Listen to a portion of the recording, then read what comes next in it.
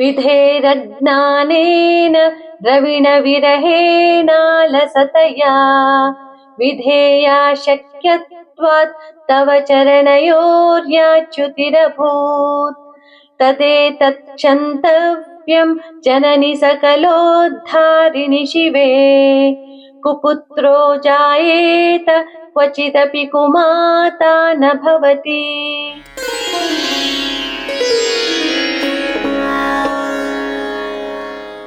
ಓ ಕರುಣಾಮಯಿ, ಯಾವುದೇ ಭೇದವಿಲ್ಲದೆ ಎಲ್ಲ ಭಕ್ತರಿಗೂ ಮುಕ್ತಿ ಮಾರ್ಗವನ್ನು ತೋರುವವಳೇ, ನಿನ್ನ ಪೂಜಿಸುವ ಮಾರ್ಗವನ್ನರಿಯೇ ಮತ್ತು ಸ್ವಾಭಾವಿಕವಾಗಿ ನಾನು ಮಂದಮತಿ.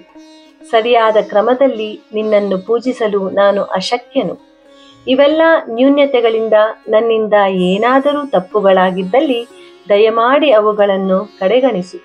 ಏಕೆಂದರೆ ಕೆಟ್ಟ ಮಗನಿರಬಹುದು, ಆದರೆ ಮಾತೆಯ ಸ್ವಭಾವವು ಎಂದಿಗೂ ಕೆಟ್ಟದ್ದಾಗಿರುವುದಿಲ್ಲ.